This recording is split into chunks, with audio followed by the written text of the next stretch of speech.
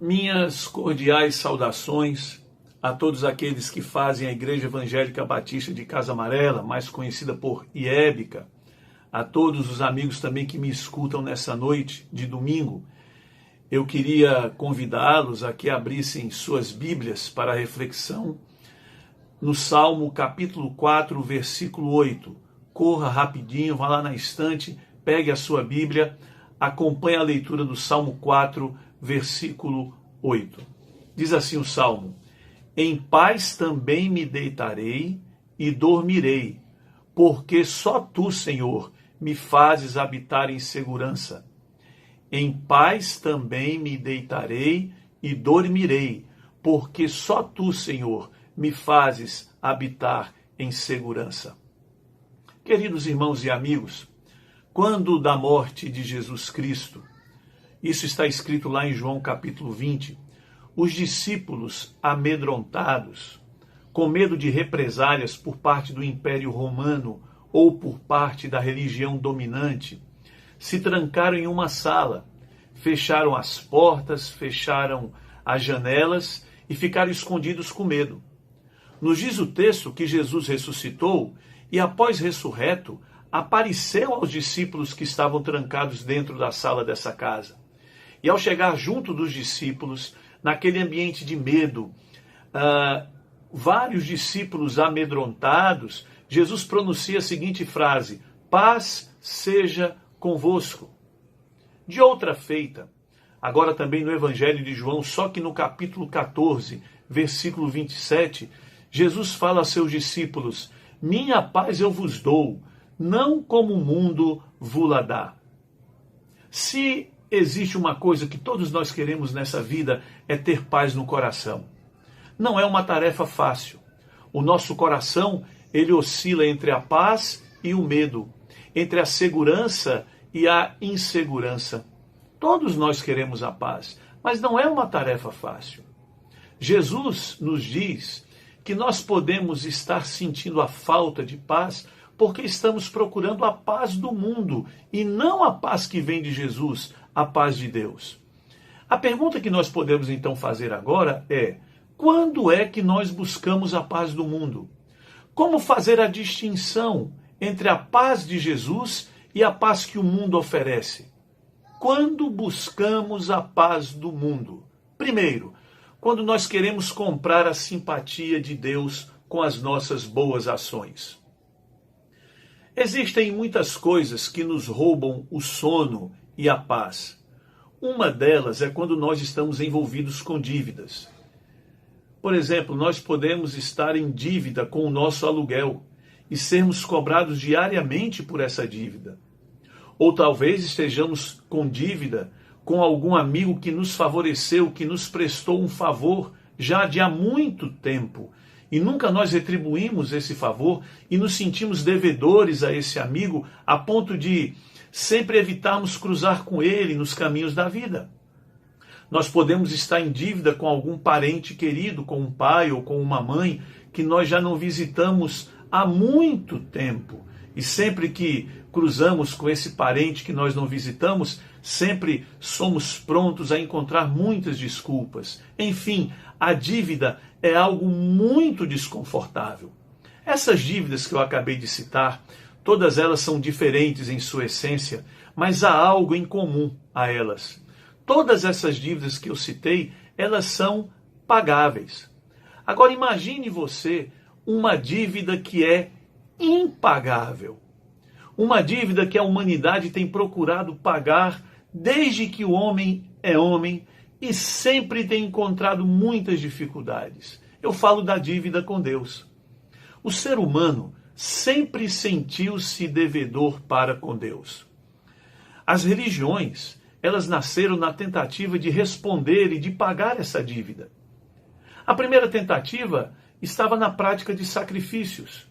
Inicialmente, as religiões ofereciam sacrifícios de qualquer tipo de animal.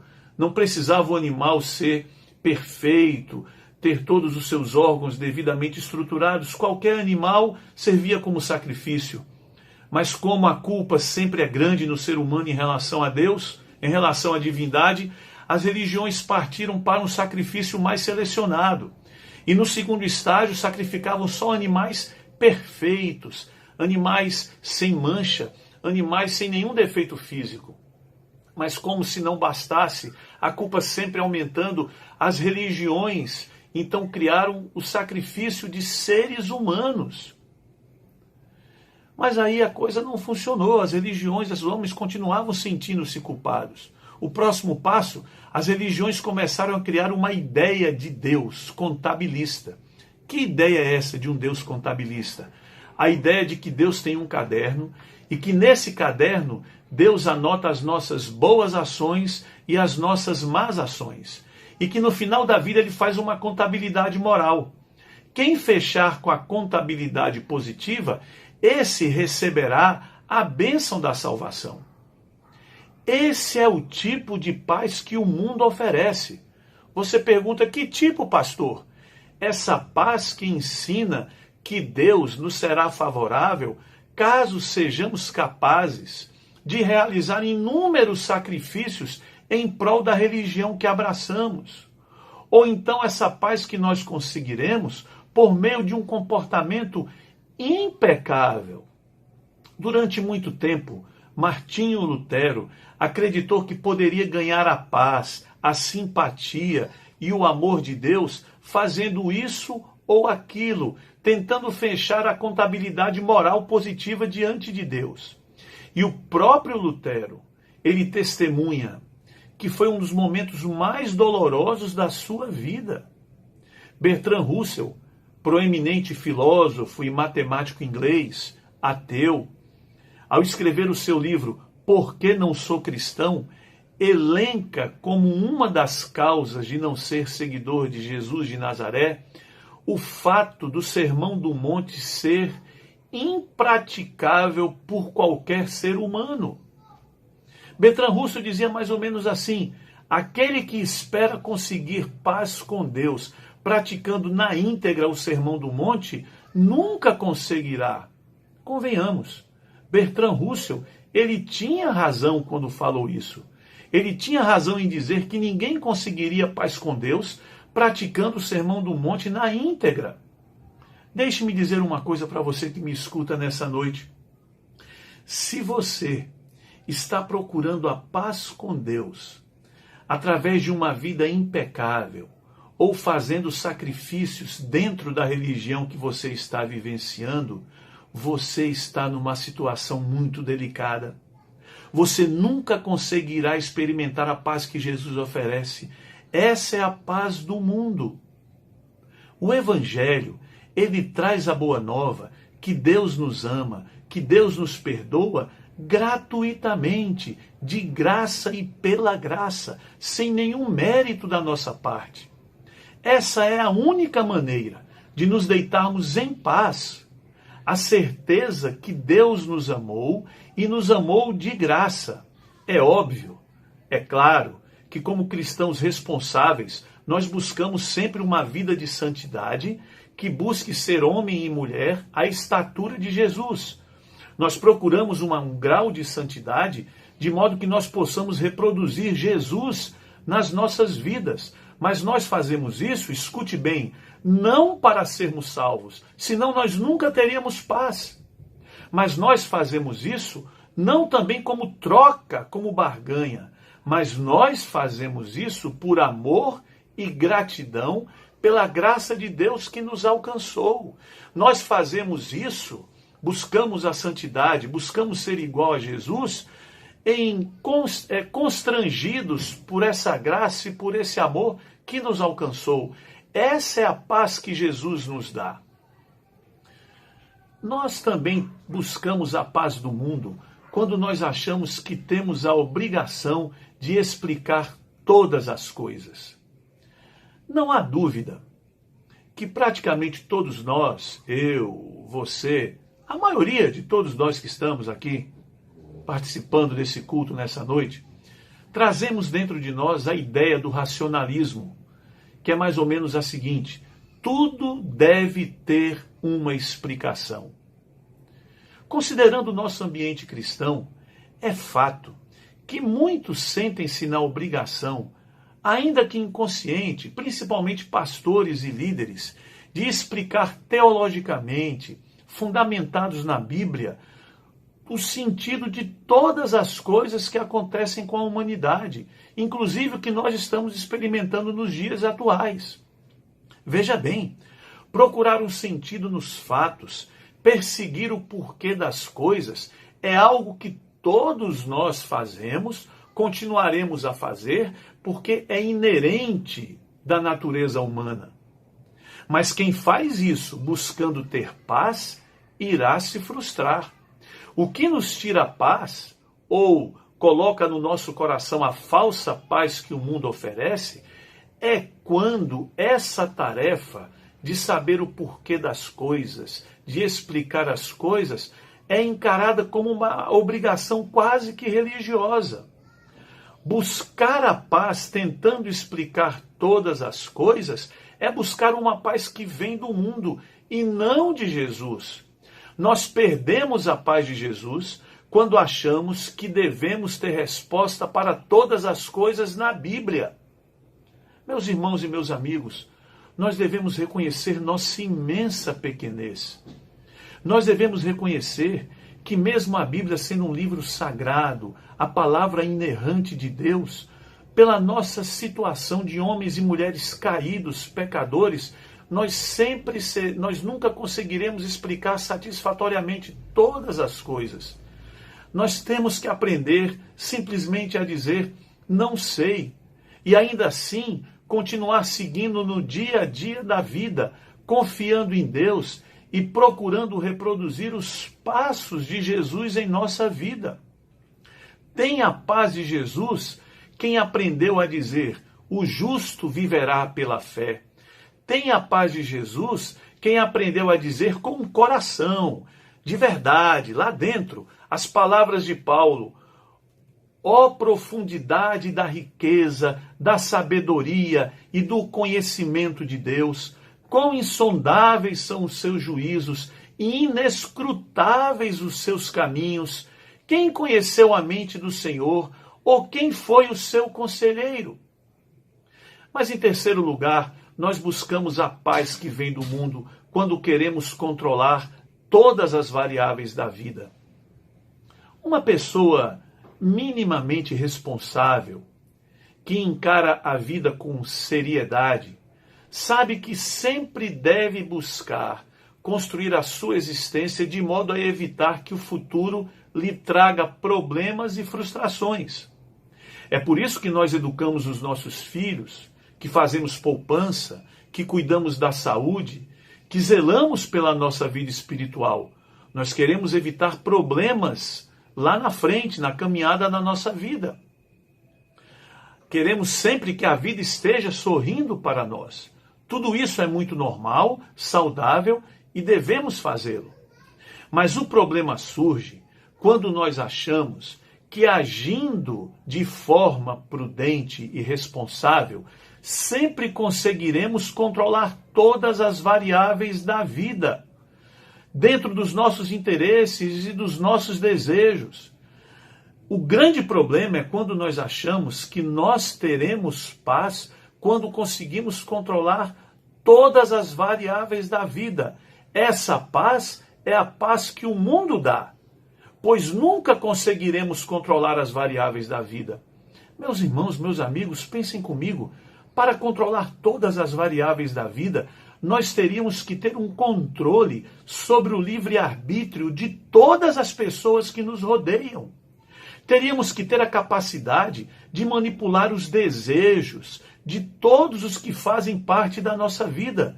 Teríamos que ser perfeitos, conhecedores de todos os mistérios da vida. Teríamos que controlar todos os agentes causadores de doença do mundo. Quantas pessoas fazem tudo certinho, mas as coisas não acontecem como esperado, não é verdade? E pior, quando as coisas não acontecem como era esperado, como essas pessoas viviam na expectativa que paz é sempre ter o controle sobre as variáveis da vida, quando as coisas acontecem fora do nosso controle, somos muitas vezes consumidos pela culpa. Somos consumidos tremendamente pela culpa, quando a vida não acontece da maneira que achávamos que deveria acontecer. Quem quer ter paz, controlando todas as variáveis da vida, não terá verdadeira paz. Essa é a paz que o mundo dá. Tiago, capítulo 4, a partir do verso 13, nos diz o seguinte: ouçam agora vocês que dizem, hoje ou amanhã iremos para esta ou aquela cidade, passaremos um ano ali, faremos negócio e ganharemos dinheiro. Escutem, vocês nem sabem o que lhes acontecerá amanhã, que é a sua vida. Vocês são como fumaça, que aparece por um pouco de tempo e depois desaparece. Ao invés disso, vocês deveriam dizer, se o Senhor quiser, viveremos e faremos isto ou aquilo. Agora, porém, vocês se vangloriam das suas pretensões, achando que podem controlar o futuro e as variáveis da vida. Toda vanglória desse tipo, ela é maligna. Essa é a paz que o mundo oferece. Uma paz que promete controle sobre as variáveis da vida. Essa paz é mentirosa. A paz de Jesus é fundamentada na certeza que vem não na nossa capacidade de controlar a vida, não nos nossos méritos, mas que vem da graça e que é bem expressa por Paulo em Romanos, quando Paulo diz: porque eu estou bem certo de que nem a morte, nem a vida, nem os anjos, nem os principados, nem as potestades, nem o presente, nem o porvir, nem a altura, nem a profundidade, nem alguma outra criatura nos poderá separar do amor de Deus que está em Cristo Jesus, nosso Senhor. Essa certeza, que mesmo que não tenhamos o controle da vida, e sabemos que nós não temos, mas a certeza de que o amor de Deus está colado em nós, independente da circunstância, é a paz que vem de Jesus. Concluindo, meus irmãos, nós devemos orar essa noite pedindo que Deus nos conceda como dádiva, como graça sua, a paz que vem de Jesus. Peçamos a Deus em quem nosso coração faça morada a paz, não a paz mentirosa do mundo, essa paz que o mundo quer nos dar com falsas promessas, mas a paz que vem da certeza que nada nos separará do amor de Jesus. Que essa seja a paz que habite em nosso coração, é a minha oração. Amém.